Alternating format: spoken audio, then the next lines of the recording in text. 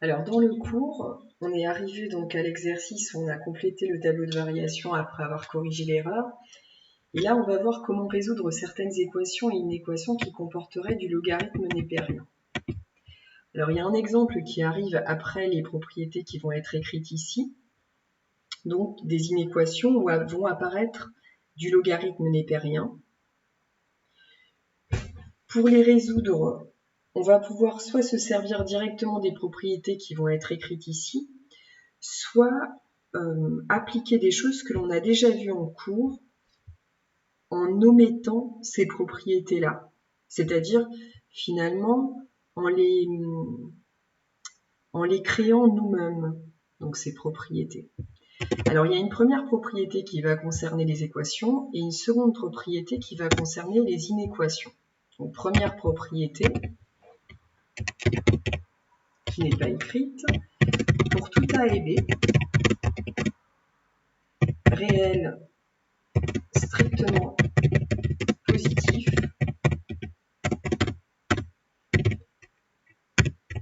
écrire cette égalité, donc écrire que deux logarithmes sont égaux, équivaut à A égale à B. Cela veut dire que deux logarithmes népériens sont égaux si et seulement si les antécédents sont égaux. Alors ça vient du fait que la fonction logarithme népérien est strictement croissante et a pour image les réels. Cela veut dire que pour n'importe quelle valeur réelle égale, vous auriez des antécédents qui, eux, seraient aussi égaux.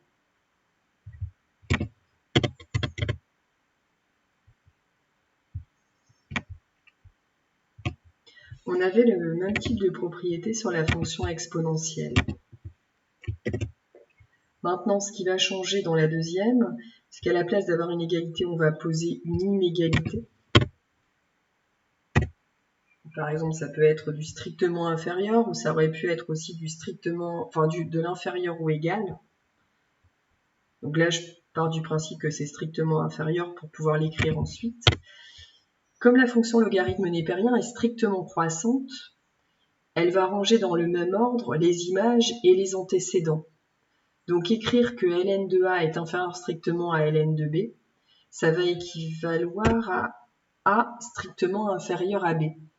Et on avait le même type de propriété sur la fonction exponentielle. Je ne sais pas si vous en souvenez, mais on a déjà utilisé ça avec la fonction exponentielle. Alors ensuite, ces propriétés peuvent donc être utilisées pour résoudre des équations ou des inéquations. Je pourrais vous en donner un exemple là. Si vous voulez appliquer directement cette propriété, on peut prendre par exemple cette équation. Donc résoudre ln de x égale ln de 5 sur l'ensemble des positifs.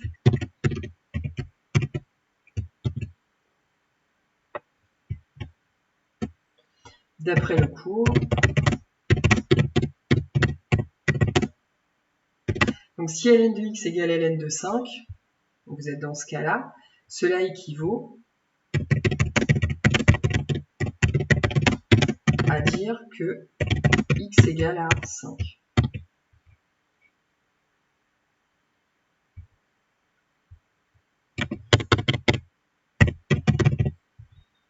Donc votre solution serait 5. Ça, c'est si vous cherchez un exemple direct pour l'application de cette propriété. Maintenant, si on cherche une application directe de ça, on peut chercher à résoudre cette fois-ci une inéquation sur un intervalle qui va être donné, qui sera celui-là.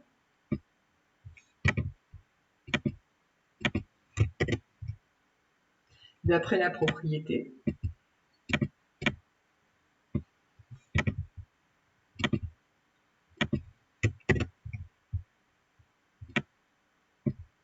Cela est équivalent à dire que x est inférieur strictement à 2. Alors c'est ici qu'il va falloir faire attention, Parce que dire que des x sont strictement inférieurs à 2, ça ne veut pas dire que notre ensemble de solutions est moins l'infini 2. Parce que ça, c'est ce que vous écriviez quand vous étiez en seconde, en première ou en terminale, avant qu'on rencontre la fonction logarithme népérien. Alors, ce ne sera pas ça l'ensemble des solutions, bien que pourtant les x soient inférieurs strictement à 2. Ce n'est pas ça parce que nous, on travaille sur l'ensemble des nombres qui sont strictement positifs. Le logarithme népérien ici étant défini pour les strictement positifs. Donc, ce ne sera pas moins l'infini. L'ensemble des solutions va commencer à 0. Et donc, notre ensemble de solutions pour cette inéquation-là, ce sera 0, 2. Donc, un ensemble de valeurs comprises entre 0 et 2, strictement. Donc, attention à l'ensemble sur lequel vous travaillez au départ, que l'on va retrouver ici et ici. Ils ont été donnés pour vous. Ça, c'est mon choix. L'ensemble sur lequel on va travailler est systématiquement donné. Ici, c'est sur 0 plus l'infini. Cette inéquation a un sens uniquement pour des x qui seraient strictement positifs. Alors, cet exemple-là va être un peu différent de ce que j'ai proposé auparavant. Donc, là et là. Parce que dans cet exemple-là, on a bien du logarithme dans le membre de gauche et on n'en a pas dans le membre de droite. Donc, les propriétés précédentes peut-être ne collent pas tout à fait. Alors vous avez deux possibilités que je vous montre et vous prendrez en note celle que vous préférez. Soit on transforme le 2 sous la forme d'un logarithme. Et je rappelle que 2 peut être vu comme le logarithme de exponentielle de 2. Dans ce cas, l'inéquation devient ln de x supérieur ou égal à ln de e puissance 2. Et d'après la propriété précédente,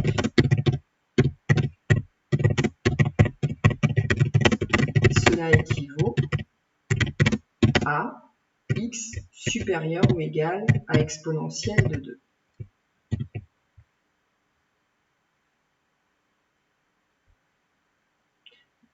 Deux logarithmes rangés dans cet ordre vont faire des antécédents rangés dans le même ordre.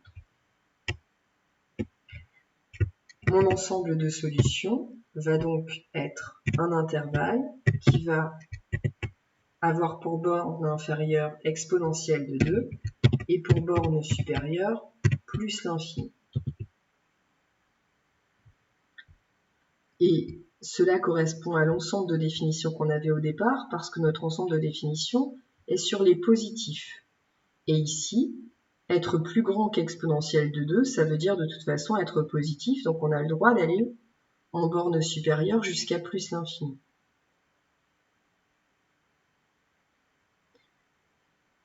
Ça, c'est une façon de résoudre l'inéquation qui nous était proposée.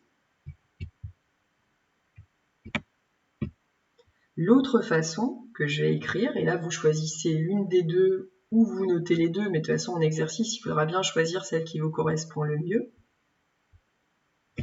Je vais l'écrire à l'aide d'un tableau. Donc je vais disposer cette façon d'écrire à cet endroit.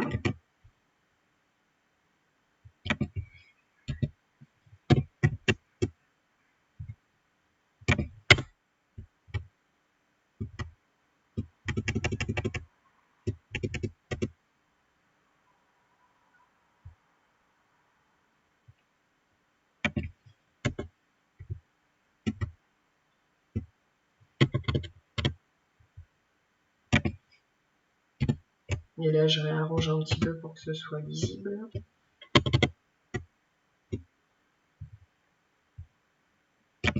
Et je repars avec celle-là.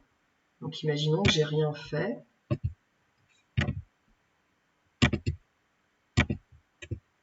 et que je n'ai pas encore résolu ln de x supérieur ou égal à 2. Alors moi, sincèrement, c'est celle-là que je vais plutôt prendre, parce que c'est celle-là qui m'évite de rentrer dans un chemin qui me serait imposé, qui serait celui-là, trouver absolument une façon d'appliquer cette propriété-là. Alors, un petit détail, ici cette propriété était écrite pour inférieur strictement, elle peut aussi être écrite pour supérieur strictement, pour inférieur ou égal, supérieur ou égal. Ça, je ne l'ai pas dit, or vous en avez besoin dans ce que je viens d'écrire. Donc, peut être écrit avec supérieur, inférieur ou égal, ou supérieur ou égal. À condition, bien sûr, que vous gardiez le même symbole dans l'équivalence. Je rappelle que moi, c'est ce que j'ai fait là, parce que j'avais un supérieur ou égal, et ça a donné un supérieur ou égal, par l'application de la propriété précédente, c'est-à-dire celle-là.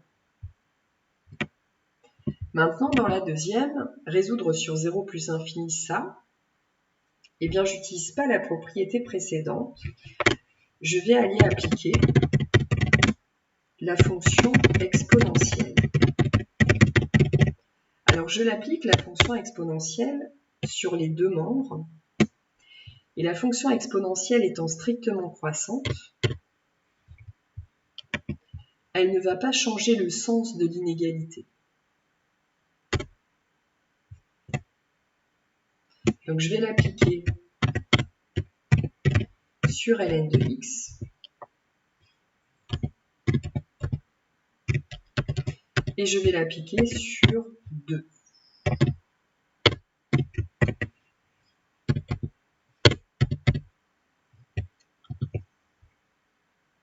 Donc je l'applique à gauche, je l'applique à droite. Et je ne change pas le sens de l'inégalité. Mes deux inéquations sont équivalentes. Ça explique mon si et seulement si qui, chez vous, se transforme normalement en flèche, dans un sens et dans l'autre. Oui, ça en fait. Comment je fais ça? Oui, ben voilà. Donc en fait ça.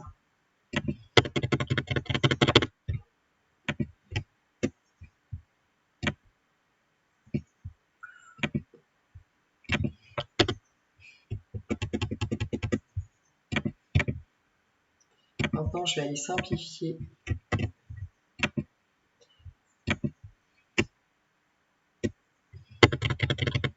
cette partie-là, parce qu'exponentielle de ln de x, ça fait x. Par contre, dans le membre de droite, je ne simplifie rien. Et je constate que j'arrive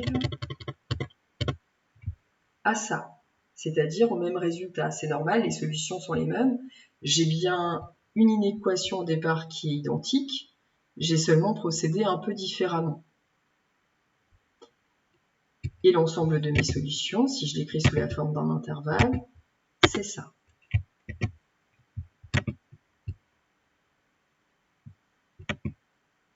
Donc vous choisissez l'une ou l'autre des méthodes.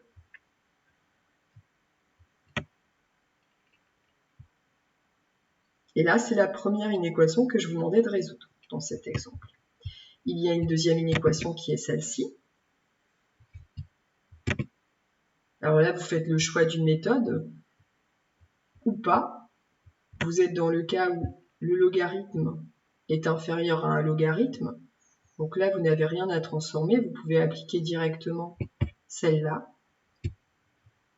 Ou alors, vous passez à « j'applique ma fonction exponentielle ».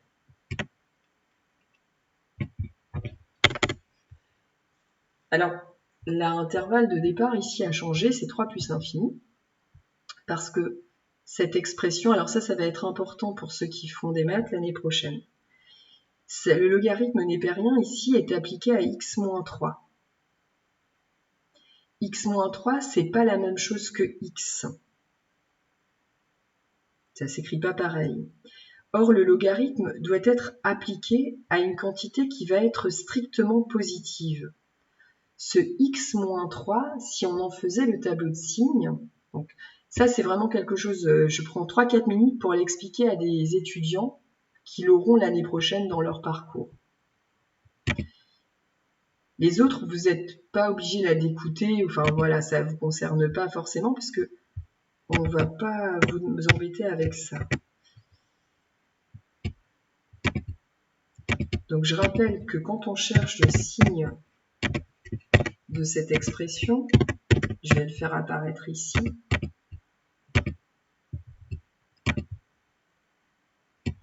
Quand on cherche le signe de l'expression de x-3, on va avoir une valeur d'annulation qui est 3. Sur moins l'infini 3, cette expression est négative. Sur 3 plus l'infini, elle est positive. Je rappelle que ça vient du fait que le coefficient directeur vaut 1 et que 1 étant strictement positif, vous avez une fonction derrière qui serait croissante, qui rangerait du plus petit au plus grand. Et si maintenant vous voulez appliquer du logarithme à ça, je rajoute une ligne et je me dis, sur cette expression-là, x-3, je vais aller appliquer du logarithme. Je vais écrire un truc, on n'écrit pas d'habitude. Je me dis, j'applique du logarithme. Donc si j'applique du logarithme, eh bien, j'applique sur les signes. Donc si j'applique du logarithme, ça fera du logarithme de nombres négatifs. Là, ça ferait du logarithme de 0. Et là, ça ferait du logarithme de nombres positifs. Or, si vous avez bien lu votre leçon, vous savez que le logarithme de 0 n'existe pas. Donc, impossible. Et le logarithme d'un nombre négatif non plus. Donc, impossible. Donc, il est possible d'appliquer le logarithme seulement quand l'expression est positive. Mais l'expression, elle est positive strictement, uniquement sur 3 plus l'infini, avec un 3 qui est exclu. Voilà pourquoi on vous demande de résoudre sur 3 plus l'infini, ça. Donc ça existe bien sur 3 plus l'infini. Et de l'autre côté, on sait que le logarithme appliqué à x, il existe pour des nombres strictement positifs. Et sur 3 plus l'infini, eh bien les nombres sont bien strictement positifs. Donc voilà pourquoi on a posé cet ensemble-là. Maintenant, il reste à résoudre. Donc ce travail-là n'était pas à faire, je vous explique seulement d'où ça vient ça. Il reste à résoudre une équation, logarithme, logarithme, soit vous appliquez la propriété précédente, soit vous appliquez de l'exponentielle. Alors moi j'applique de l'exponentielle.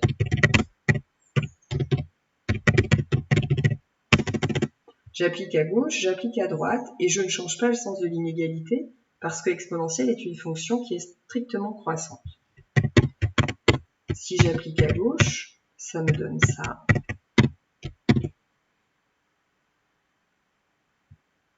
Si j'applique à droite, ça va me donner ça. Et je transforme. Voilà. Donc si j'applique exponentielle, ça fait exponentielle de ln de x moins 3 et exponentielle de ln de x. Maintenant ça, c'est équivalent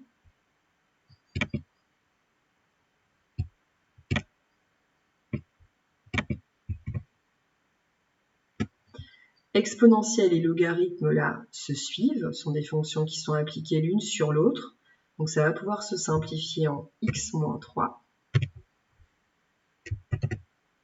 inférieur à x. Je résous ça, ça veut dire que j'isole x et les constantes.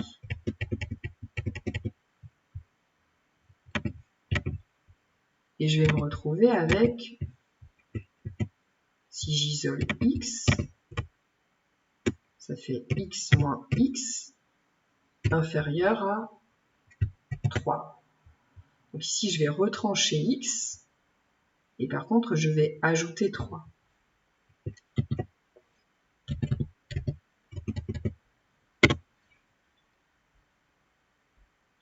X moins x, ça fait 0.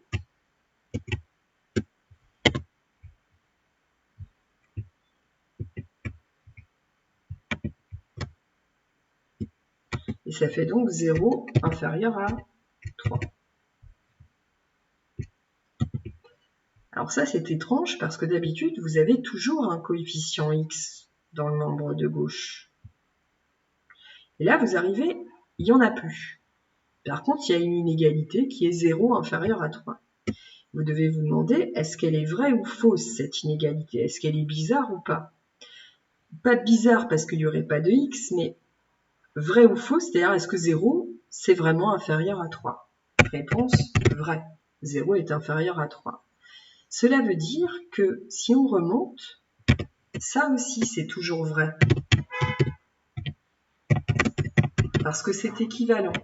Ça aussi ce sera toujours vrai. Toujours vrai. Et donc, ça aussi, c'est toujours vrai. Par équivalence. Ça veut dire que ça, cette inégalité est toujours vraie sur l'ensemble que l'on avait.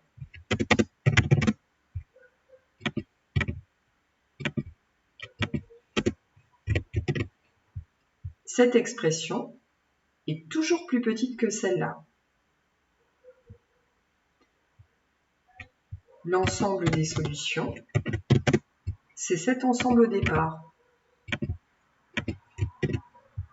C'est tout l'ensemble. Comment on rédige cela? On n'est pas obligé de mettre ça. On n'est pas obligé de mettre ça. Ni ça.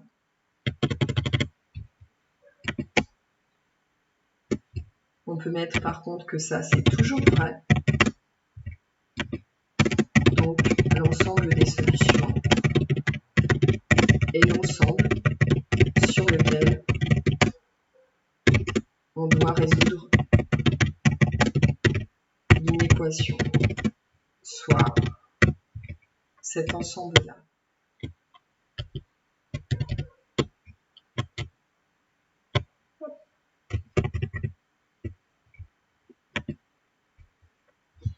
Et même si ça peut paraître bizarre, si vous tracez la courbe ici de la fonction qui se cache derrière et la courbe de celle-là, vous allez voir que la courbe ici est toujours en dessous de la courbe là. Et j'en ai terminé donc pour les deux exemples du cours. Par la suite, on va voir primitive de la fonction. On va commencer à parler de primitive. Et puis, il nous restera des applications avec des pourcentages. Et le chapitre sera terminé. Alors, pour la prochaine fois, je vais vous demander de chercher. Alors, soit vous mettez ça dans votre cours, soit vous mettrez ça dans vos exos. Je vais vous demander de chercher à résoudre deux inéquations et équations que je vous donne. Donc, exercice. Dessinons.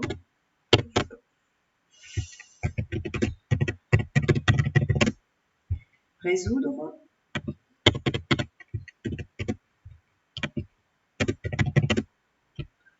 je donne, c'est moi qui vais imposer ici les ensembles de résolution. C'est pas à vous de les chercher. Résoudre sur cet intervalle l'inéquation ln de x inférieure à 6.